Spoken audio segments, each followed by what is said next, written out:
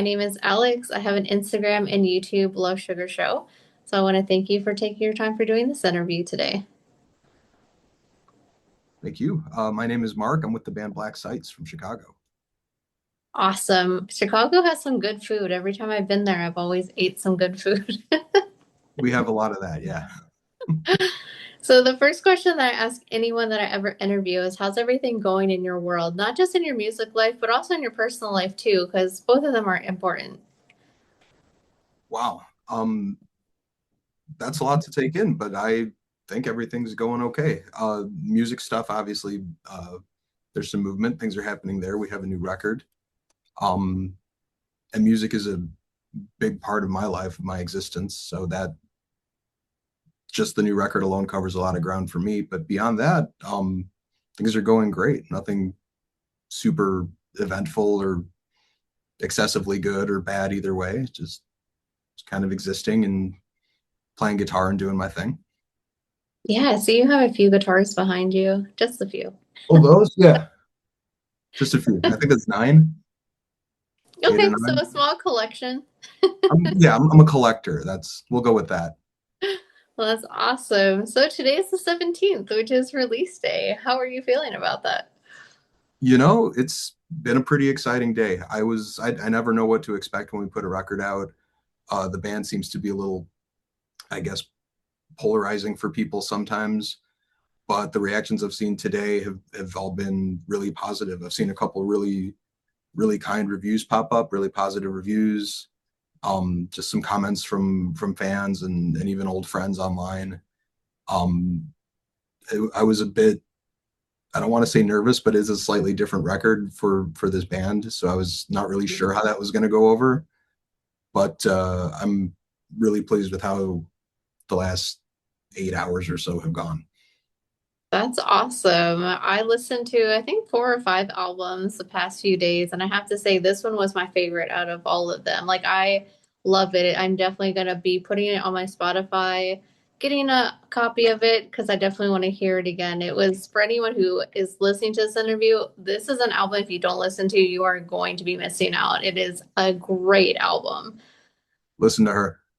Yes. Thank you. And I listen to a lot of metal, so I kind of have a little bit of cred. You know what you're talking about. Yeah, it was awesome. So I want to say congratulations on release day and congratulations on making such a great album. Thank you. It was a little different this time around, but yeah, of the five, this one's my favorite too. I know it's cliche to say that every time, but if I didn't feel that way every time, I would stop doing it. So it really is my favorite. And talking about the album, I'm sure, some people have listened to it because today is release day, but if someone hasn't listened to it, how would you kind of like describe the album to them? Well, so the big difference on this one is we have basically a new lineup. We have an entire new band except for myself. Uh, our former bass player Jose came back to the band. He hasn't played with us in like 6 years or something, so he's back. Oh, Uh, wow. my good friend Chris Black is in the band now. He's playing drums with us. He helped co-produce this record, uh, and he's for people who don't know, he's in a band called High Spirits. He was in a project called Dawnbringer.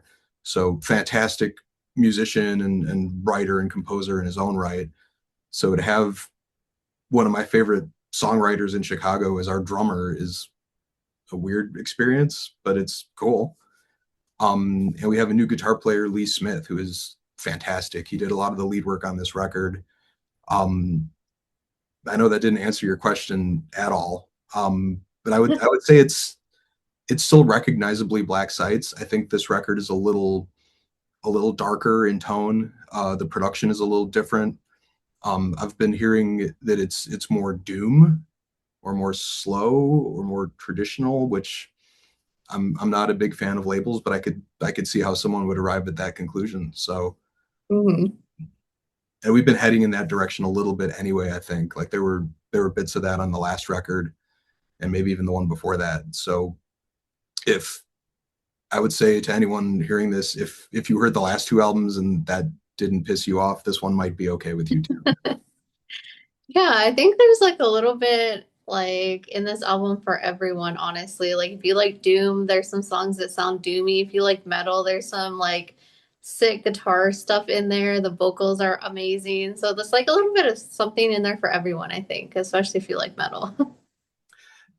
I'm glad you brought that up. I'm a big fan of keeping things a little diverse. I know things are very, everything's kind of in these micro genres now. Like, oh, it's not funeral doom. This album's bar mitzvah doom or whatever. People get very particular. And Yes. I grew up listening to everything, even stuff that wasn't metal at all. So, I tried to write stuff that was a little more adventurous and kind of varied from song to song so that it was actually entertaining to hear the whole thing. Yes, I agree with that. I think nowadays it's like there's so many subgenres of metal. It's like I can't keep up. Like this is like Tuesday micro metal, and I'm like, no, no, no. Like metal is metal. Like Metal usually is metal. too Not, much for not me. always, but usually. Yes. And talking about the new lineup, did you like purposefully like redo the whole lineup, or was it just something that kind of happened and you're like, hey, I need to like recruit more people, or how did that kind of happen? So it was just kind of how life goes. I didn't kick anyone out. I've never kicked anyone out of the band, I don't think. Um, but the guys that were playing on the last record, we're I don't want to say old, but we're older, and life responsibilities kind of catch up to people at a certain point. And some of the dudes had to bow out, and that was that. Um, Right. and at the time that that happened, I had 8 more songs written, so I actually started making the record on my own right after the last one was released. When I was Mm-hmm. when I was doing promo for the Promised Land, the last record, I was going back and forth between doing that and tracking guitars. So it's been underway for a while. I didn't want to put a band back together initially. I got a dude who lives in Serbia who I had never met. We're friends now. His name's Vlad, but he played drums on the record from Serbia, sight Oh, unseen. no. Yeah, so session drums from halfway across the world, and I just kind of started building the record from there. But when word got out that the band had quit, I see Chris around the neighborhood, and he was just like, "Oh, I'll play drums," which is for me Makes that's it easy. what And I had been in contact with Jose this whole time, and I said, "Hey, how would you want to play some shows with us if we got it going again?" And so he came back and he brought Lee with him. They're in another band together called Professor Emeritus, who are, if anyone listening is interested in checking them out, they're awesome. Um, but yeah, the band came almost fully formed, the new Oh, lineup. wow. Yeah, I was considering not doing it anymore, but when that happened, I was like, I would be really stupid to not do this. Like it was almost too easy at that point. Yeah, that sounds like it's just meant to be, honestly, at that point. It just fell in my lap. Like it was the easiest assembling of people I've ever had. That's And awesome. it was great. And we've been having fun and we've been playing great shows since then. We started this lineup I think last year this time. Mm. So it's been about a year, and we've done some fests, we've done some killer shows here in Chicago. We have more stuff lined up in the fall after the record's out, and yeah, it's been really, really great since we started it back up. That's awesome. I do want to get into this album. I know the first song. I think the only way I could really describe it is haunting, but also welcoming at the same time. What was like the creative process behind that song, and did you intend for it to have that kind of vibe? No, but I really like that. I could not have hoped any better for the first song on the record to come off like that, because it should be welcoming, because you got to sit there and listen to it and then hear the 7 after it. So Yeah. um no, the song is kind of about itself. At the time I was writing it and I had no band. We'd made 4 records, everyone had quit, and it gets into your head, like, how do you justify that you're still doing this? And you know when it calls, I answer. you know, Mm-hmm. I write music and play guitar because that's what I do, and I'm not going to stop until I feel like stopping. So that's basically the gist of the song. It's completely self-referential. It's basically about just, you know, I'm a regular person with a job and a family, and I do that stuff. And then at night, I play guitar. Yeah. And, you know, when everyone else in my house is asleep, I wrote this album.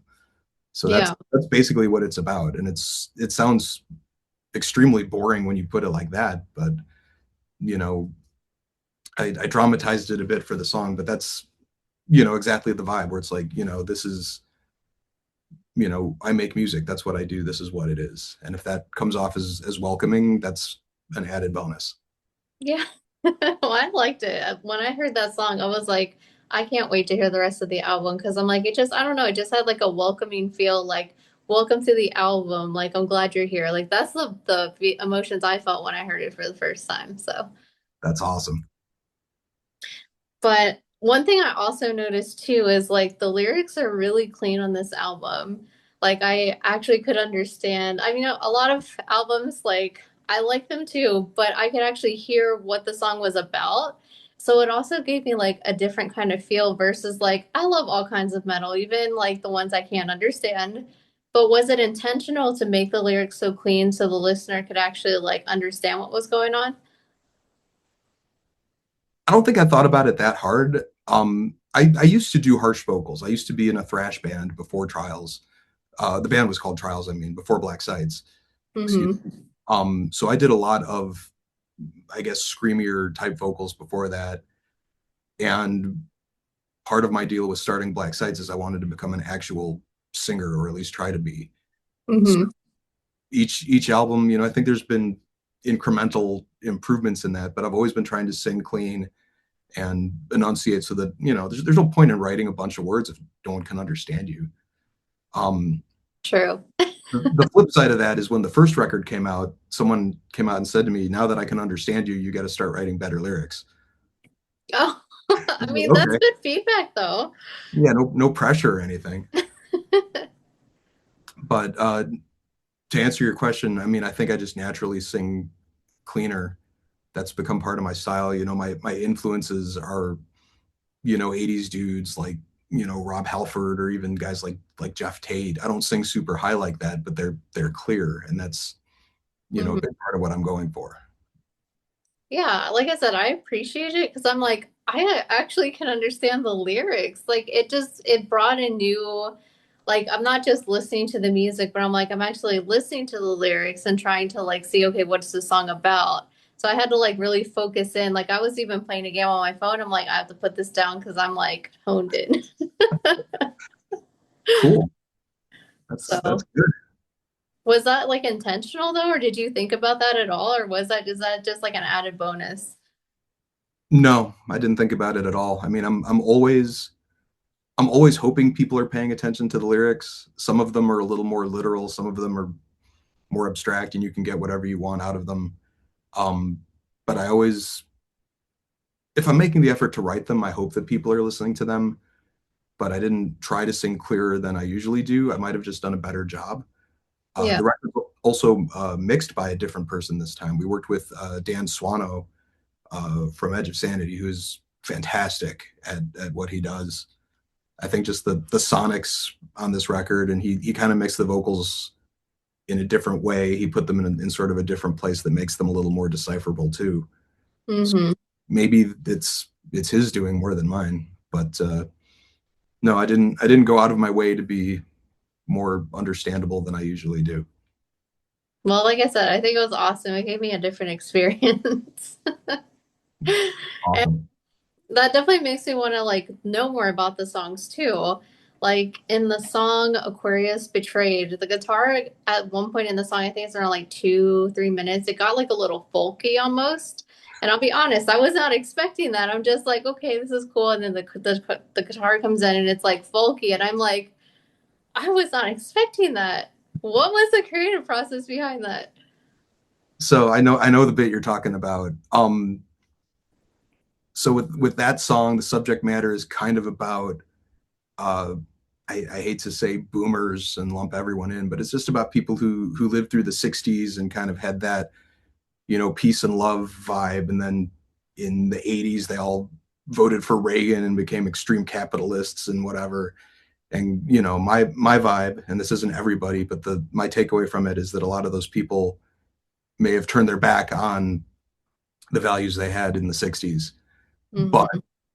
a lot of that song, you know, there's little bits in there that are, you know, references to songs from that era. Like the acoustic guitar thing, that struck me as like something the band Heart would have done. Like Mm-hmm. I think it's Barracuda or one of the or Crazy on You, one of the Heart songs. But they would do stuff like that. Uh, there's a part in there that sounds like the Who, you know, just boomer rock, but filtered through what we do because we're younger than that and we don't sound like that. Yeah. But there's no one's caught it. You're actually the first person to bring up that part, but there's little tiny little references to 60s and early 70s rock kind of tucked in there, little Easter eggs. Awesome. I love 60s and 70s rock too. So Thanks, dude. I'll find so that stuff. for anyone who isn't Aquarius, why not like a different sign? Like why that? Why not like Libra betrayed or Gemini betrayed? Wrong number of syllables. Yeah. No, I think I was usually when I write lyrics, I'm just coming up with patterns and syllables and stuff before I'm writing anything, you know, linear. But Mm-hmm. the Aquarius thing, I think, was a reference to the age of Aquarius, which is the thing that got brought up a lot in the 60s, you know, Woodstock era. Yeah, Um, and betrayed is just, you know, they have turned their back on those values. that's awesome. So all Aquarius, it's not about you. We're good. I just wanted to ask for all It's the not the Aquariuses astrology out thing. there. No, you Aquarius guys, you're okay. It's not you. It's not you, it's me. It's probably And another title on the song When It Calls. I'm curious, what is it for you? I don't know. For me, it's just whatever compels me to create and write music or create anything. Like I dabble in visual art and I guess illustration as well. But you know, if you're you know sitting at a stoplight and a piece of music pops in your head or a lyric pops in your head or you get this vision of something that you have to draw or whatever painting, that's Mm-hmm. that's the it. And I don't know what it is, but you know that's how a lot of this record was written. There's another song on here that I wrote sitting in traffic in my car, you know, or Mm-hmm. you know doing the dishes or whatever, doing mundane stuff. But that's the it as far as I know. And as long as those ideas keep coming to me and they're good, I'll keep making music. Yeah, I would expect one that you're sitting in traffic to have like a lot of cuss words in it because I know a lot of people get really frustrated when they're sitting in traffic. Well, I changed the words later, Yeah, that's but awesome. I cleaned it up. You know, there's children around and stuff, so Yes, so we want to keep it there you go. family friendly. And one song that I did definitely like when I read the bio of the band that really got me like excited to listen to it was Silent Wars. Because it did say like there was like a Robin Williams quote. It was maybe like wrote after that quote. So I do want to dive into that. If you can tell me a little bit more about that. So the quote didn't like inspire the song. I didn't like wake up one day and read the Robin Williams thing, but I realized later on that it was kind of the same idea. Um, Mm-hmm. really, that song, I had some of the words, but it sat around for a long time because I was trying to figure out what exactly to say there. And you know, Silent Wars just seemed to sum it up pretty well. Mm-hmm. I remember, oh, that Robin Williams quote that's on all the stupid inspirational posters you see at offices or whatever, because that you know that's what it is. That's where you see it. But Mm-hmm. you know, it is the same sentiment pretty much exactly. And Robin Williams is awesome. So, Yes. you know, I'm not gonna not welcome that comparison when it's obvious that that's what it was. But no, that song is just about it's deliberately vague. It's not about anything specific because the whole point is everyone's fighting something that you don't know about. Mm-hmm. So I'm fighting something in the song and you don't know what it is, and that's the whole point. But the gist of it is that everyone is. You know, everyone's going through something, everyone's struggling with something. I don't care who you are. So Yes.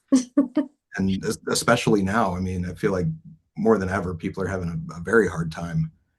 Um, it certainly hasn't been amazing for me either. So it just seemed like a pretty universal idea to me, and it happened to come with a pretty cool riff.